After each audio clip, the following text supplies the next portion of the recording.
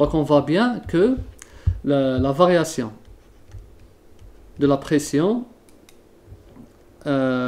affecte, c'est-à-dire influence la température d'ébullition. Car la vapeur est un système compressible.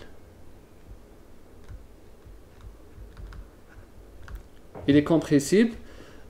Pourquoi? Parce que dans un gaz, les molécules sont assez éloignées entre elles. D'accord? Donc, elles sont assez éloignées entre elles. Si j'applique une pression, une force de l'extérieur, d'accord? Si j'applique une force de l'extérieur, c'est-à-dire le volume va être rétréci et la distance entre les molécules serait plus faible. Jusqu'à ce que les distances intermoléculaires vont être minimales. D'accord? Par contre, dans un système, là c'est le gaz, dans un système condensé, par exemple le liquide ou bien le solide, les molécules sont comme ça. Vous voyez? Comme les molécules sont comme ça, elles sont très proches entre elles. Les molécules, elles sont très proches entre elles. Là, c'est les molécules de H2O.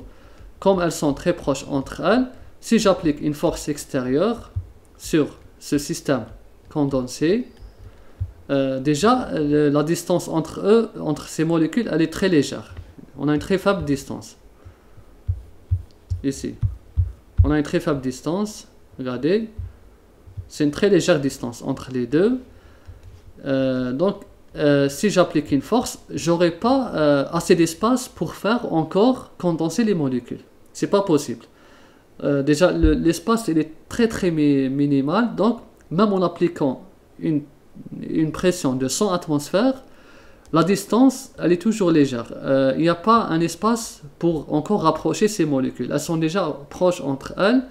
C'est-à-dire que je ne pourrais pas avoir plus que ça. C'est pas possible. D'accord? Donc c'est pour ça que ici, si j'applique une force, on aura le même phénomène. C'est-à-dire on ne va pas remarquer de différence. Puisqu'il n'y a pas d'espace entre les molécules. Donc on n'a pas de changement. D'accord? Donc on dit, il n'y a pas, donc ici, pas de changement. On n'a pas de changement entre les distances intermoléculaires. Pourquoi le système gazeux il est affecté par la pression extérieure? Car les molécules sont très éloignées entre elles. Il y a beaucoup d'espace.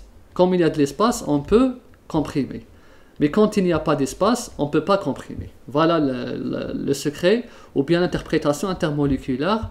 Pourquoi la pression elle a une influence sur la vapeur, mais elle n'a pas d'influence sur le système condensé, solide ou liquide. Aussi, qu'est-ce qu'il faut retenir? Que la relation de Clapeyron,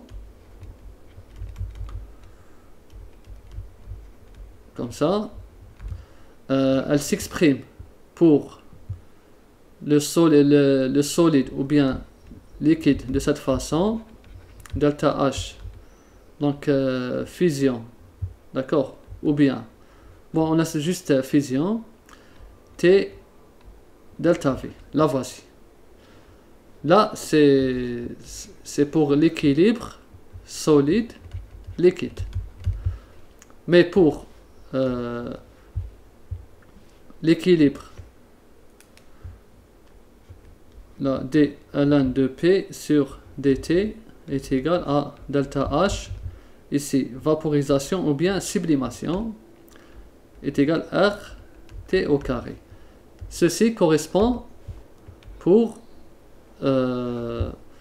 l'équilibre, ici, l'équilibre solide vapeur, ou bien on va dire gaz, c'est mieux. Je vais utiliser gaz, ou bien liquide gaz. Donc si vous avez un équilibre solide-liquide, vous appliquez cette relation. Et si vous avez un équilibre solide-gaz ou bien liquide-gaz, vous appliquez cette relation. Car on estime que le gaz se comporte comme un gaz parfait. C'est la relation de Clapeyron. Et pourquoi ça change? Parce qu'on prend en considération les distances intermoléculaires dans le solide, liquide. Les distances intermoléculaires sont négligeables, il n'y a pas de distance, c'est pour ça que la pression n'a pas d'effet.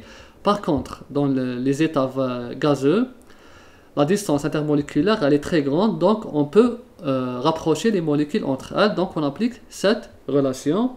Et j'espère que vous avez bien compris le principe des équilibres ou bien des transformations physiques d'un corps pur dans différents états.